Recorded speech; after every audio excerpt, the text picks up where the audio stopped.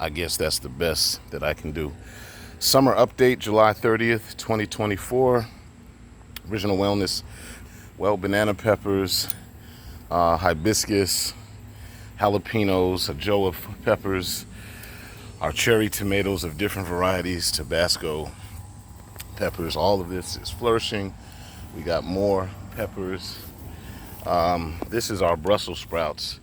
Maybe it'll survive. Those armor beetles came and tore it up. All right, this is our turmeric, and we use it mainly for the leaves. Of course, there's our African, okra. Okay, and varieties of tomatoes, heirloom, better girls or better boys, whatever they call them. Early girls, excuse me. Uh, these are our sweet 100s, sweet millions.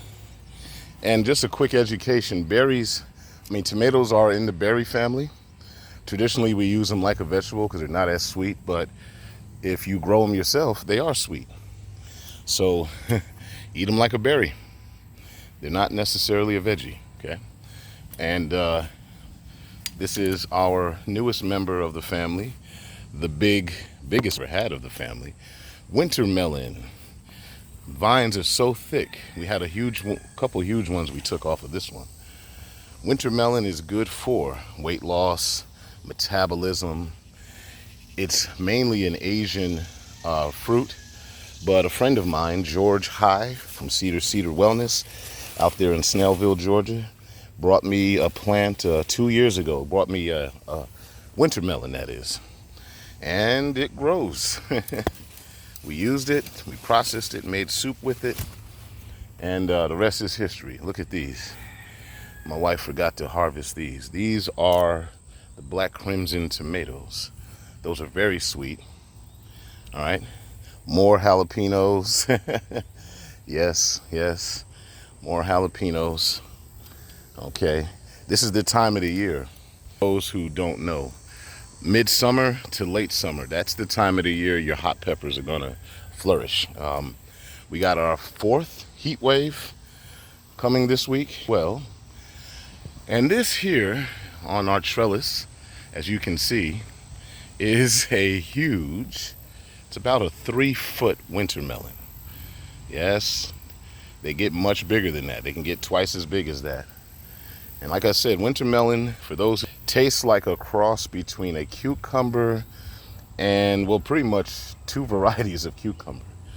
And the stem is so thick. Right here, it's about the size of my thumb. Now, I'm not a huge person, but the thumb, maybe even bigger than that. So this is the plant. It's taken over everything. This used to be butternut squash. That died, and then this took over.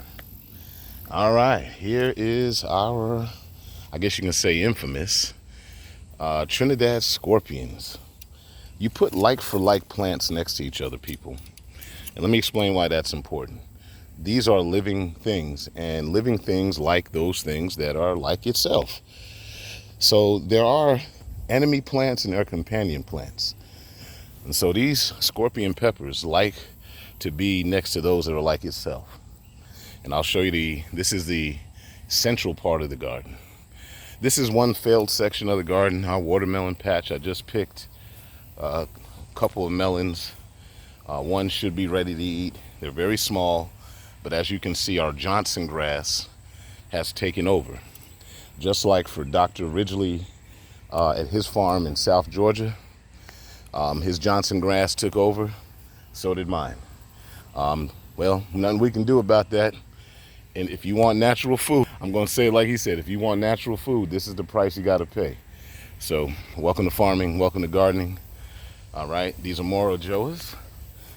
My wife likes those ajoa peppers for the pickled peppers that she makes. These are the survivor plants. We got quite a few of these here. These tomatoes, and that is the eastern half of the garden. Let me walk you over to the main garden, as we call it. Oh yeah, these are very unique type of pepper. They're not bell peppers. That's more of a sweet pepper, a little bit of heat variety. Cucumbers, some of which are still surviving, which is a miracle. This time of the year, cucumbers normally just die off, the heat and whatnot. But ours seem to be still surviving. Yep. We got here some surviving. We got some flowers on it, so we'll let it live. Right? This here is comfrey, used for arthritis. Thank you again to George High from Cedar Wellness for giving us the seedlings. This is our second crop of our pickling cucumbers. They should be ready in another month and a half. And here are the infamous Carolina Reaper. Anyway, these are my favorite to cook. We cook them outdoors because they're too hot for indoors. All right, so I got 4 this year because we use these for a lot of stuff. Just note to self, if you're not a hot pepper person, don't play with the Carolina Reaper. This will kill you. Even to touch it is dangerous if you don't know what you're doing. So don't play with it. Just let the experts like myself, I've been dealing with these for years. I done did all the stuff that's dangerous. You don't want to play with those. Look at our zinnias. Well, all right, let's see, that's our zinnias. Yes, we didn't plant a lot of these. See, in nature takes care of itself. I'm just planting that cucumber there. It'll fertilize that. So this is our new crop cucumbers. They should be ready another month and a half, God willing. And these are more of the winter melons. Not sure if we got any on the other side. And again, this is the other side of the Carolina Reaper plant. Please forgive my camera work. Okay, I'm not a cameraman, just a regular old dude. Okay. One thing I want to tell you, you can grow winter melon, but they need their own world. Trust me when I say that. I got that half of the garden used to be our zucchinis and our yellow squash. I'm gonna try to incorporate cabbage over there next month. It's too hot for cabbage right now. And we got more of the ghost peppers. Yeah, look at them. This is their time to shine. This is their time to shine. These are ghost peppers. And some more hot peppers over here. I think these are maybe habaneros.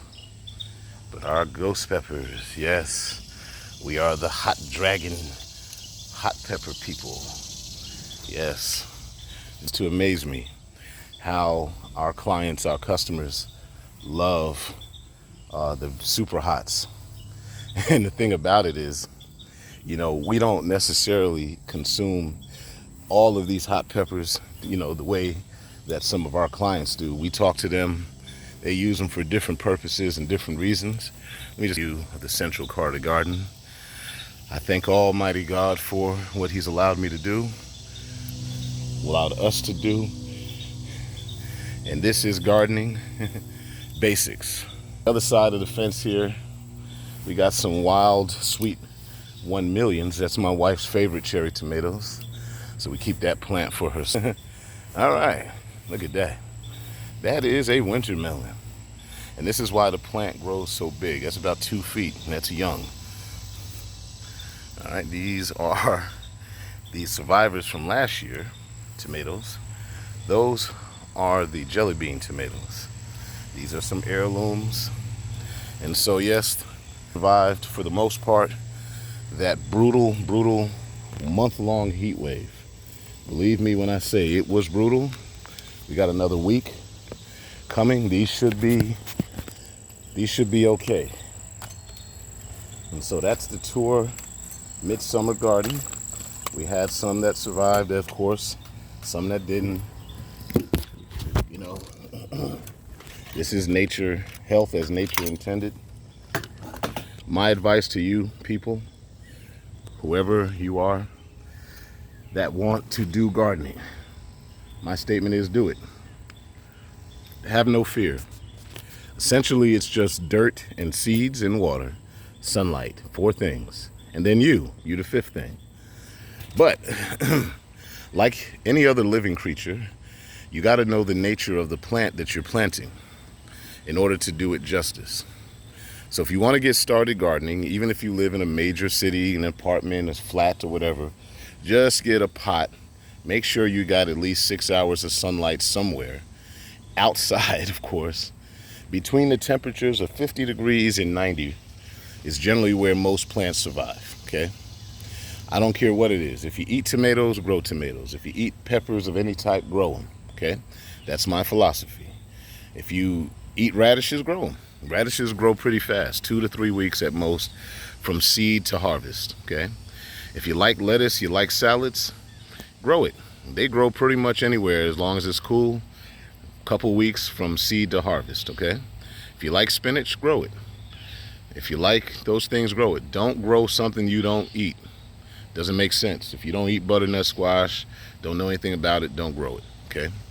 So that's my biggest advice, because you're not going to want to do it. It becomes a job if you don't eat it. So everything that we grow, we of course sell, we process, or we eat, okay? And when it comes to me being a certified artist, some of these things that I don't show you, we grow, only because it's in different parts of our property, that I grow for business purpose for our clients. Different herbs, things like lavender and lemon balm, things like that. So that's easy to grow too, but if you don't use it, don't grow it. If you don't eat it, don't grow it. If you want to eat it, don't grow it. Try it out first at your local store, buy it, see what you can do with it, or inbox me, or even text me, 470-531-2676. That's 470-531-2676. Let me know who you are, where you are, what you need from me as far as advice or information for gardening, or if you need some herbal health advice, natural, I can direct you to the sources if I don't have it. That's what we do. Visit our website, originalwellness.health. Don't steal. We got a lot of people who try to steal our ideas. They can't do it because they don't know what to do, and then they end up coming back to me anyway. So just go there, learn something, buy something, keep this type of health going. And if you have questions, text me at 470-531-2676. This is Michael from Original Wellness. We'll talk soon.